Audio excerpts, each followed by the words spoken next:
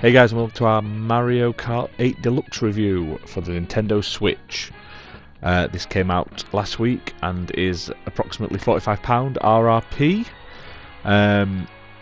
The first thing we talk about is what makes it different to the Nintendo Wii U version that came out nearly 3 years ago now.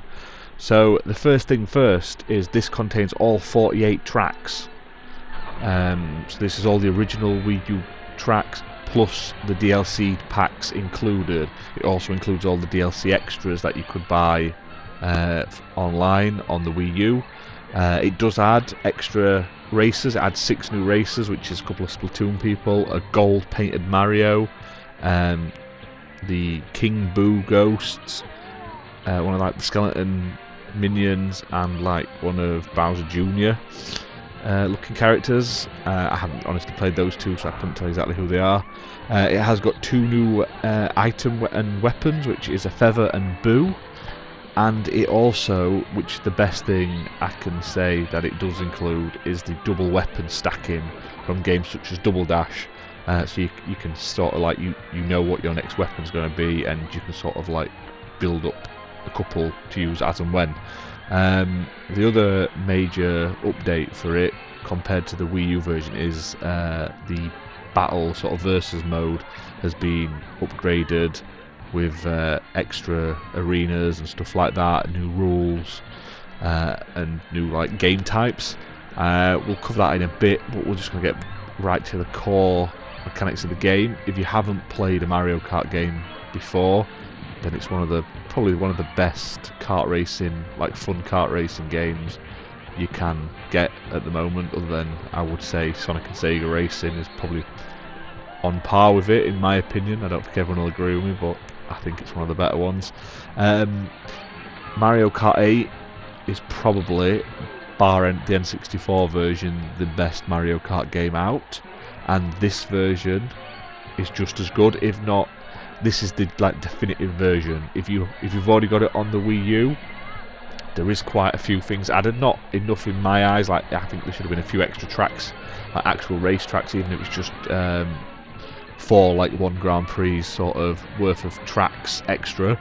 But the double weapons, the extra couple of characters, the extra battle mode. If you're into battle mode multiplayer, then I would definitely recommend picking this up because it is a big improvement. But if you're just there for racing, if you're just there for like solo play sort of against computer, I wouldn't honestly recommend rushing out to get it. I'd get it when it's cheaper, and I'd just stick with the Wii U version. As you can see in the background, it has split screen. You can have up to 4 players on the same screen. You can have 2 players. You can have, like I say, and you can also, if you've got multiple people, you can put 2 switches together and have 8 players split screen, which is pretty decent. The first thing that majorly bothered me about it was the controls. Now they're good, they're exactly the same as they are on the Wii U, except when using certain controllers you have to be aware they're not as decent. I mean, I played this game on all 3 available types of control setup. I've played it on the system handheld with the Joy-Con controllers attached to the side. That's pretty decent. I mean, it works well, it plays well.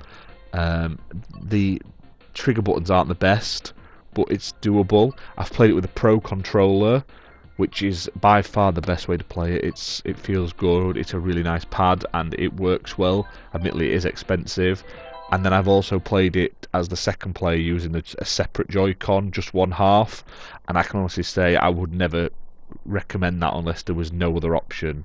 The shoulder buttons for your jumping, using your weapons and boosting are atrocious. They're just horrible. Your hand, unless you've got, maybe I've just got big hands, but I couldn't I had to like physically put my fingers in a position that wasn't comfortable at all to play it, and I didn't enjoy it that much.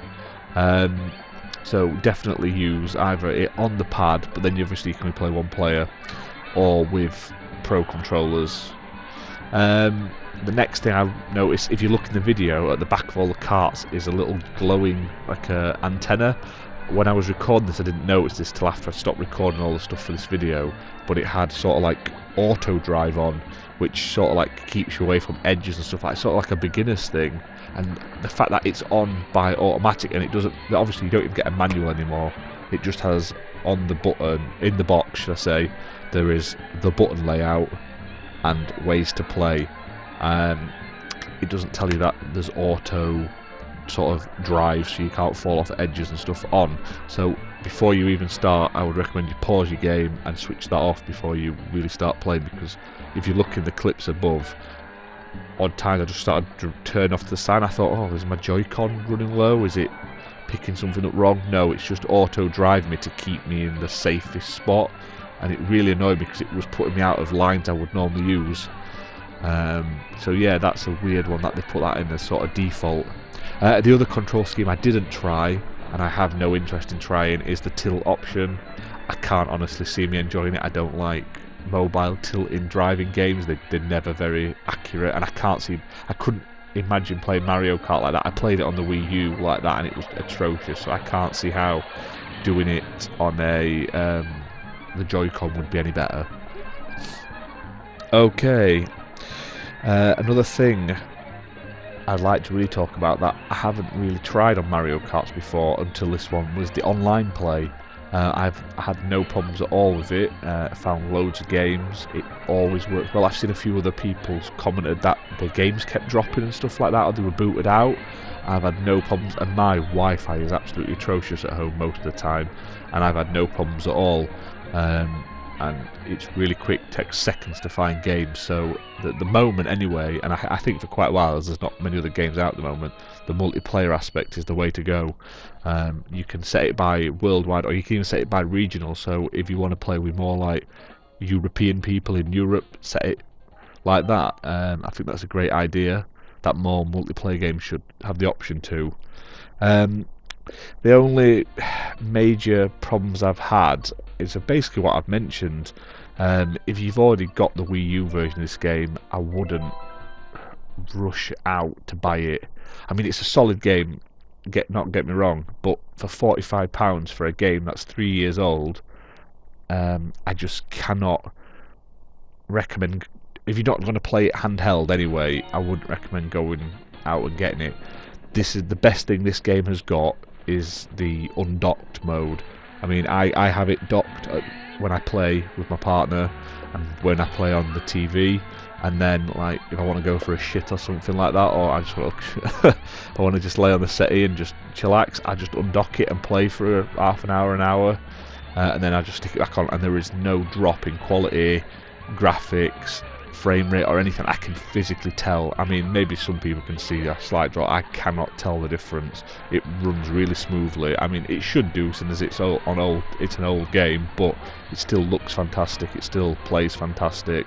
You cannot tell the difference from TV to undocked sort of handheld mode, and that is its big selling point for those who already own the Wii U version. If you're going to go out and about, definitely.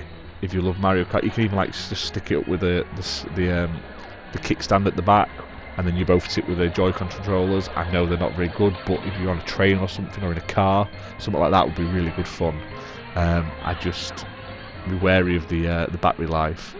For that reason, we're going to give Mario Kart 8 Deluxe for the Nintendo Switch an 8 out of 10.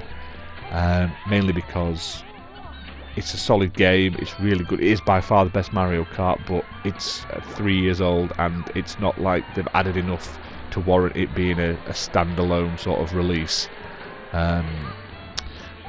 But if you've only got a Switch, I would definitely recommend picking it up.